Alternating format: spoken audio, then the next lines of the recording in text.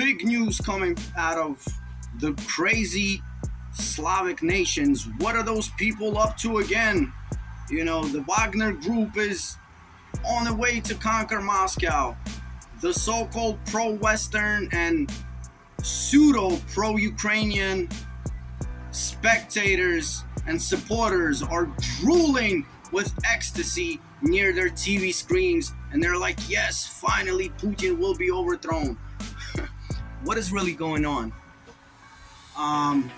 We're gonna explore the options. Obviously, I'm going to be speculating, but the speculations are going to be as close to reality. A quick disclaimer. Obviously, what are we talking about? So the news broke out that the Wagner special military group has, seized towns and is on the way to Moscow. We're gonna get into that. That's what we're talking about. But a full disclaimer before we get into that. To all of you out there that is listening, that is watching this, I need everyone to stop listening to any Western, media. I'm talking about to all your CNNs and all your BBCs, and you need to, if you want to know what's going on, you need to stop listening to them, period. To all the independent media, Western independent media that's out there, I'm not going to shout out any names. There are a lot of you that are English spoken and American based. I appreciate you're trying to bring some sort of flavor, so to speak, to the population. But in these situations, I need for all of y'all to also stop talking about this. Unless you speak Russian, unless you speak Ukrainian, unless you have people on the ground, you need to stop speaking about such important issues, because what you are doing is also confusing the population, because you're kind of taking a little piece here and a little piece there, and you're putting it all together in a little puzzle in your head, and you're confusing the people. Anyway, that was the disclaimer. Let's talk about what's going on. There are three options. The first option is that Yevgeny Prigozhin, which is the leader of the private military Wagner group, got pissed off at Shoigu, who is the general of the Russian army, and is marching on his way with his colony towards Moscow. Basically what they're showing us, right, in newspapers and all over the internet and the mass media. That's what they're showing us. So that's option number one, that this is actually going on. This is actually what's happening. That Wagner wants to overthrow Putin. Option number two, because the West knows that the Ukrainian army is extremely close to collapse, and this proxy war that they started is about to be over, and America, NATO, and the West is about to lose again. What they did is a coup, just like they did in 2014 in Maidan, and then the Donbass war. But this time, they paid off Yevgeny Prigozhin, Wagner, and they're trying to overthrow the government. So, overthrow Putin. So this is coming from the West. This is option number two. Option number three. This is all a very clever, thought out cartoon. A short film, if you will. Maybe a mini series. But you get my drift.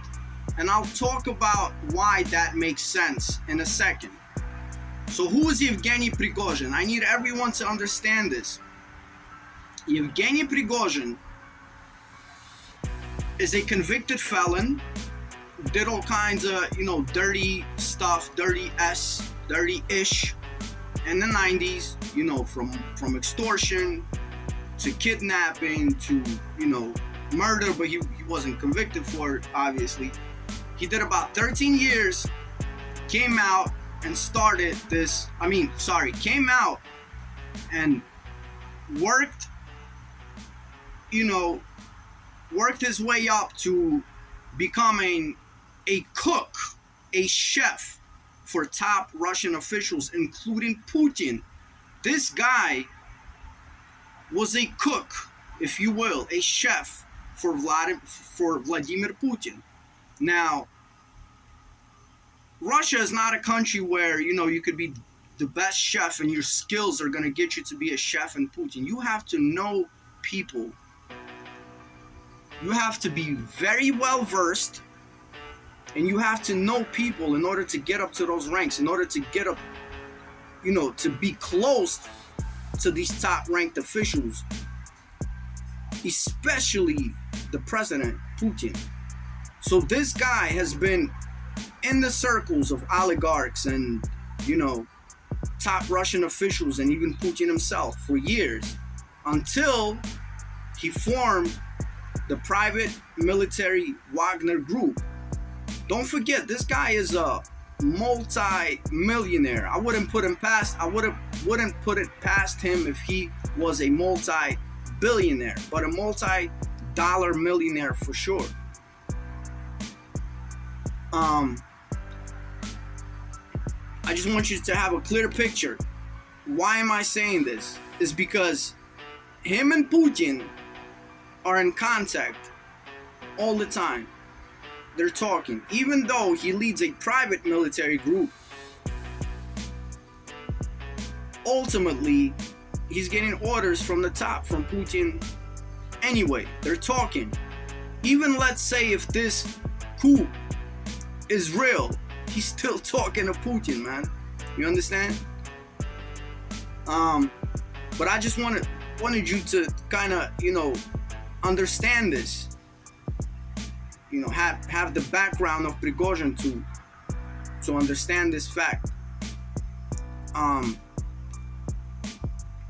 want to focus on option number 3 that I talked about. Why, most likely, well, let me just say, I'm actually listening to and staying in touch with people that are there, are seeing this for the first hand, and why this whole thing looks like a clever setup, a movie. Because if you remember, before Bakhmut was captured, Prigozhin went on the internet and started this whole thing. We don't have enough artillery, and F you and F you and F you. He was calling out all the Russian officials and saying he's gonna leave Bakhmut in a few days. All of a sudden, like a week later, what do you know? Bakhmut is captured. They obviously had enough artillery. And Prigozhin comes out and says, with the Russian flag, we captured Bakhmut. We're gonna clean out the city, and then we're gonna go rest a little bit and come back. So that was a ploy to take attention away from whatever else was really going on. Why does this look like a cartoon, this whole coup? Now, it is a fact that the city of Rostov-on-Don, has been encircled. Government buildings have been captured. People do see helicopters on the ground. People do see helicopters flying back and forth. Now, this is an interesting thing. A single shot has not been fired. No one has been killed. Russia is predominantly Slavic. We got fighting in our blood. You think the population is just gonna let any, what they think, traitor military group to march into a city like Rostov-on-Don and try to set up a independent, temporary government? This is what we do. We war. Plus, don't forget, Russia is a multinational country, and you got some hot-blooded people like the Chechens, like Dagestan. You think them dudes are just gonna sit back and say, oh yeah, you know what I'm saying, let them march in? But this is very interesting. So colonies of tanks have marched into Rostov-na-Donu or Rostov-on-the-Don, which is a big city, but a shot has not been fired. No one has been killed. Now, Prigozhin himself knows that if this was for real, if this wasn't staged, yes, the Russian military is mostly on the front lines in Ukraine, but the Russian military has endless artillery, endless supplies of artillery.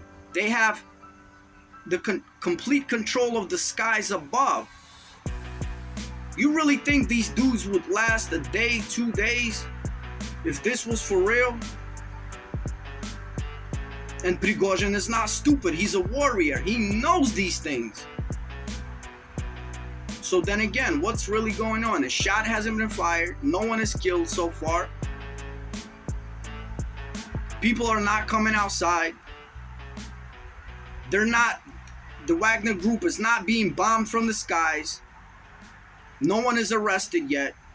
I have heard though that the Wagner, all the soldiers, they're wearing masks. They're making it look like they don't want to be identified. So those are the three options.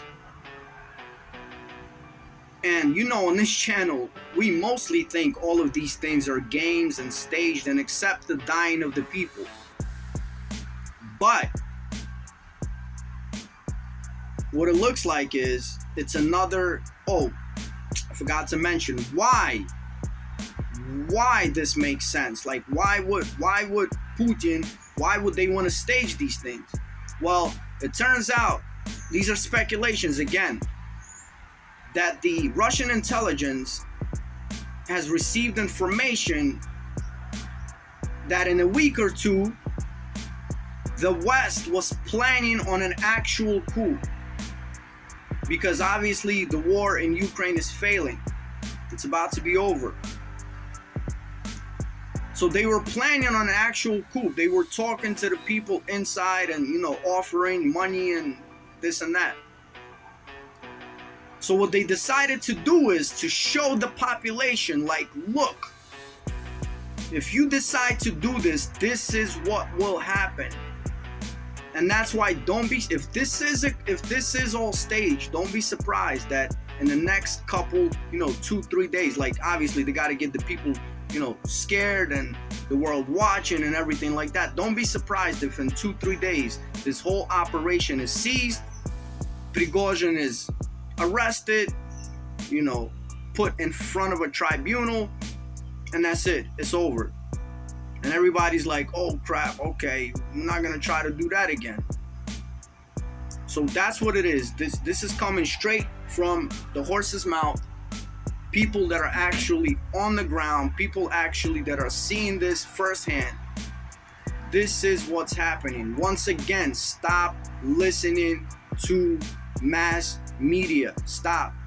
And all the independent networks. I know you have the best of intentions, but unless you are speaking to people on the ground in that particular language, Russian or Ukrainian, unless you speak Ukrainian yourself, in these situations, you need to just stop. I know you're trying to get the most views out of this. You're trying to get, the most hype out of it, but you need to stop because you're doing the same thing that the mass media is doing. You're just confusing the population, okay? Obviously, this was Romania poet Nazarene. Shout out to Dim Gillinger, my boy Alpha, everybody watching. I love all of you guys, and as always, stay tuned. Uno.